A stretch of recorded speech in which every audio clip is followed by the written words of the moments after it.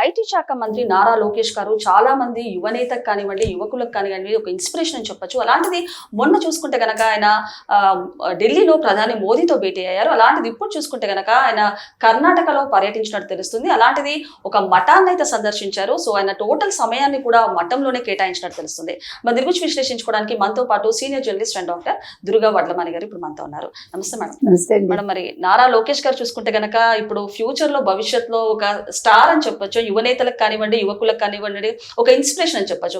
అలాంటిది మొన్న రీసెంట్ గా చూసుకుంటే గనక ఢిల్లీలో ప్రధాని మోదీతో భేటీ అయ్యారు. అండ్ అలాగే ఇప్పుడు చూసుకుంటే గనక ఆయన కర్ణాటకలో పర్యటించారు అండ్ ఒక మఠాన్ని సందర్శించారు. సో ఆయన టోటల్ సమయాన్ని కూడా మొత్తం ఆయన మఠంలోనే కేటాయించినట్టు తెలుస్తుంది. ఏ విధంగా చూడొచ్చు అంటారు? ఇది పూర్తిగా వ్యక్తిగతం అని మంత్రి పేషి చెప్పడం జరిగిందండి.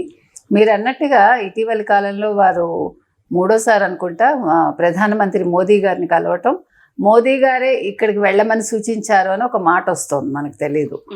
గతంలో పవన్ కళ్యాణ్ ఆయన తమిళనాడులోని మొత్తం మురుగన్ ఆలయాలన్నీ సందర్శించమని చెప్పారు. అప్పుడు ఆయన వెళ్ళడం అంతా మనకి గుర్తుంది. అంటే మురుగన్ చాలా ప్రీతిపాత్రుడు తమిళులకి, అంతేకాకుండా చాలా శక్తివంతుడు అనేది ఒక నమ్మకం.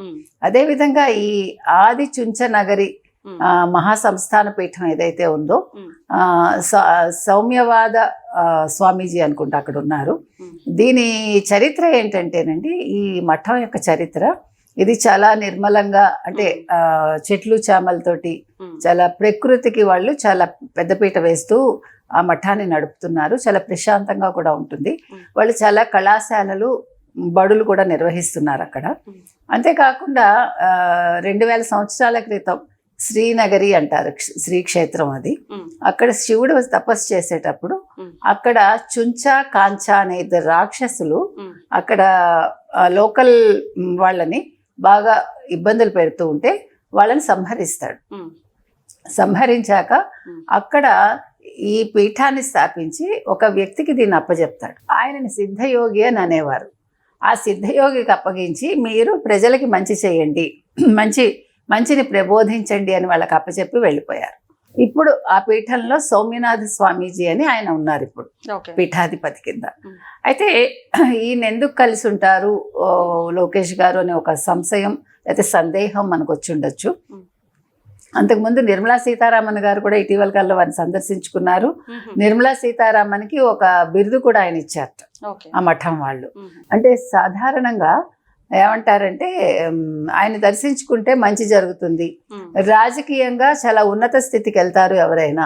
గతంలో మోదీజీ కూడా అక్కడికి వెళ్ళారు, వారిని సందర్శించారు, అవన్నీ కూడా చూశారు. వాళ్ళ మఠం సందర్శించడమే కాకుండా మఠం కార్యకలాపాలు తెలుసుకుని అక్కడ కళాశాలలు అవన్నీ ఎలా వాటి పనితీరునంతా కూడా తెలుసుకున్నారని మనకు తెలుస్తుంది.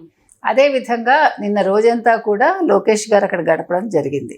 అయితే లోకేష్ ఇంతవరకు ఎప్పుడూ కూడా, అంటే మనకి తెలిసినంత మట్టికి వారు ఏ మఠాధిపతుల్ని దర్శించటం కానీ, ఏ పీఠాధిపతులను దర్శించటం కానీ చేయలేదు, స్వామీజీల దగ్గరికి వెళ్ళటం కానీ. కానీ ఇక్కడికి ఎందుకు వెళ్ళారు అంటే ఇక్కడ ఒక ప్రత్యేకత ఉంది కాబట్టి మోదీ గారు వెళ్ళమని సలహా ఇస్తే వెళ్ళారా అనే సందేహం చాలా మందిలో వస్తుంది. సరే, ఎవరు చెప్పినా ఎవరు చెప్పకపోయినా వారు వెళ్ళటం అనేది పూర్తిగా వారి వ్యక్తిగతం ఒకటి. రెండు, అసలు అక్కడ పనితీరు ఎలా ఉంది, కళాశాలలు ఎలా నడుపుతున్నారు, బడులు ఎలా నడుపుతున్నారు. ఎందుకంటే విద్యాశాఖ మంత్రి కాబట్టి ఆ రకంగా కూడా వారు అక్కడ దృష్టిని కేంద్రీకరించడం జరిగింది. కాబట్టి ఇది మంచిదే. ఇప్పుడు ఎక్కడ చదువు ఎట్లా ఉంది, వాళ్ళు ఏ రకంగా పిల్లలకి బోధిస్తున్నారు అనేది ఎప్పటికప్పుడు తెలుసుకోవాలండి.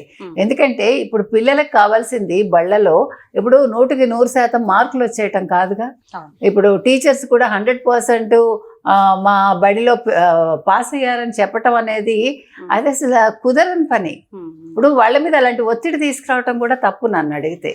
అందరి పిల్లలకి 100% వచ్చేది కదండి. 100 మంది పాస్ అయిపోతారా? ఎక్కడా పాస్ అవ్వరు. ఎప్పుడూ కూడా పర్సంటేజ్ చాలా తక్కువ ఉంటుంది.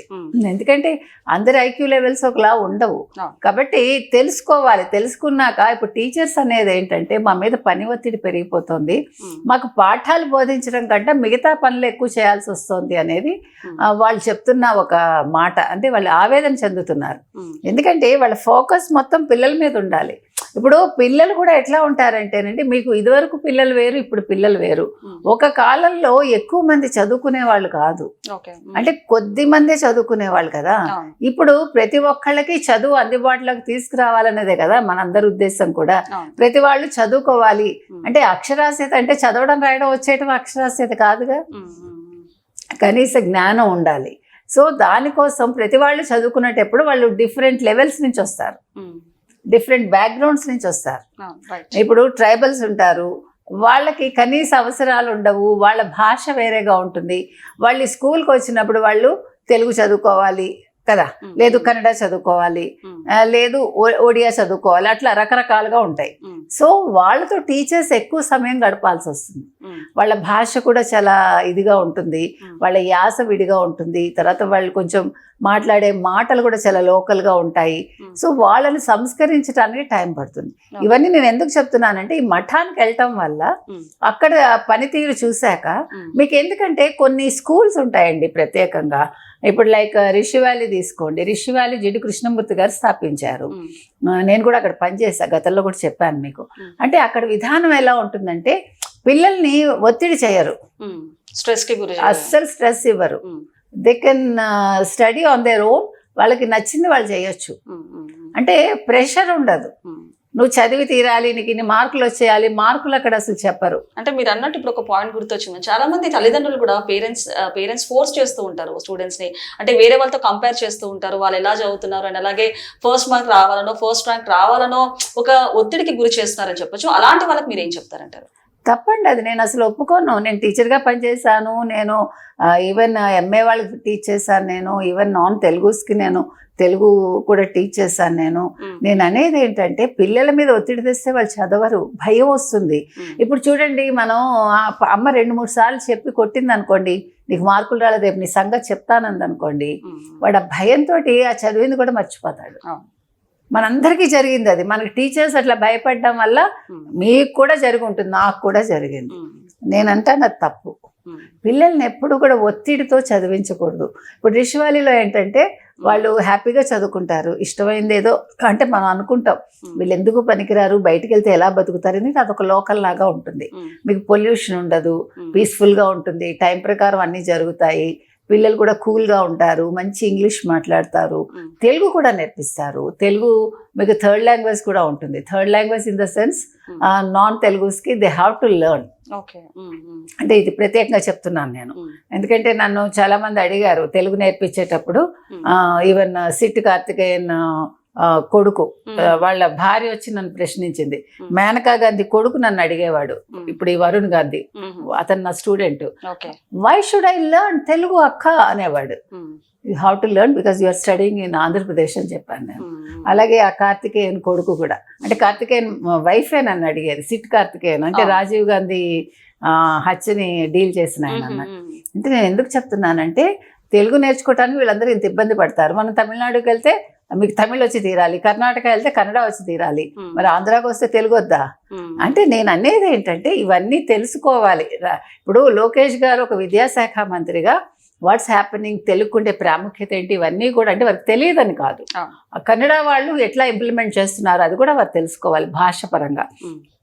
తర్వాత సిస్టమ్స్ ఎట్లా ఉన్నాయి, పిల్లలు ఎలా ఏ వాతావరణంలో పెరుగుతున్నారు, తర్వాత ఆశ్రమంలో విధానాలు ఎలా ఉన్నాయి, అంటే పీస్ఫుల్గా. ఒక నిజంగా నన్ను అడిగితే, ఆయన ఏడాదిలో ఒక 2 సార్లు అక్కడికి వెళ్ళి, ఇట్స్ ఎ గుడ్ థింగ్. ఒక 4 రోజులు అక్కడ గడిపి కనీసం 3 రోజులు ఉన్నారనుకోండి, మైండ్ ఫ్రెష్ అవుతుంది.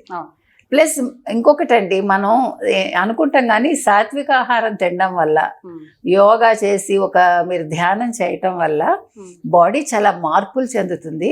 అట్ ద సేమ్ టైం మన ఆలోచన విధానం మారుతుంది. మీరు ఒప్పుకోకపోయినా ఖచ్చితంగా దాని ప్రభావం మన మీద ఉంటుంది. కాబట్టి అంటే అది ఆధ్యాత్మికతని నేను అన్ను. ఇప్పుడు మీరు దేవుడిని నమ్ముతారా నమ్మరా, నమ్మాలి, ఏం తప్పేముంది. ఇప్పుడు నేను నమ్మద్దని ఎందుకు చెప్పాలి మీకు? ఇప్పుడు అల్లాని నమ్మకండి అని ఏ ముస్లిము చెప్పడుగా. సెల్ఫ్ అయితే కాదండి. ఇప్పుడు ఒక ముస్లిం, ఏ ముస్లింనైనా ఇంతవరకు మీరు నాకు దేవుడి మీద నమ్మకం లేదు అని కనీసం ఇప్పుడు ఈ హేతువాదులు అనేవాళ్ళు కావచ్చు, లేదు లెఫ్టిస్టులు అనేవాళ్ళు కావచ్చు, ముస్లిమ్స్కి వెళ్ళి చెప్పగలరా? ఒక ఖురాన్ని వాళ్ళు తిట్టగలరా? ఇప్పుడు రాముడిని అంటారు, సీతను అంటారు, మరొకళ్ళని అంటారు. వాళ్ళ ఆ ధైర్యం చేయగలరా? చేశాక వాళ్ళు ఉంటారా? ఒక క్రిస్టియానిటీ మీద వాళ్ళు కమెంట్స్ చేయగలరా? ఇప్పుడు జీసస్ గురించి మనం మాట్లాడతాం. జీసస్ తండ్రి ఎవరో మీకు నాకు తెలుసా?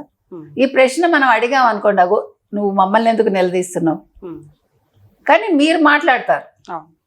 అంటే నేను అనేది ఏంటంటే, మీరు అన్ని మతాలు సమానం అన్నప్పుడు ఓన్లీ హిందూ మతాన్ని ఎందుకు క్రిటిసైజ్ చేస్తారు? మీరు ఇక్కడ తిండి తింటారు, మీరు మా ప్రసాదాలు తింటారు, అన్నీ చేస్తారు. క్రిస్టియన్స్ తినరు అనుకోండి. నేను అనేది హేతువాదులో వీళ్ళెవరో ఎందుకు మమ్మల్ని ఇది చేస్తారు? కాబట్టి ఇవన్నీ తెలవాలి. కాబట్టి నేను అనేది ఏంటంటే, లోకేష్ గారు ఒక మఠాన్ని సందర్శించడం తప్పు కాదు. నేనంటాను ఇంకా వెళ్తూ ఉండాలి ఆయన. దానివల్ల ఏంటంటే మంచిగా కాన్సన్ట్రేషన్ పెరుగుతుంది. అంటే ఆయన చేసే పనిలో ఇంకా శ్రద్ధ వస్తుంది. ఇంకా బాగా అంటే నిర్ణయాలు తీసుకోవటంలో ఆయన బుర్ర లేకపోతే ఆయన మేధ బాగా పదునుగా పనిచేస్తుందని నేను అంటాను. Okay madam, thank you.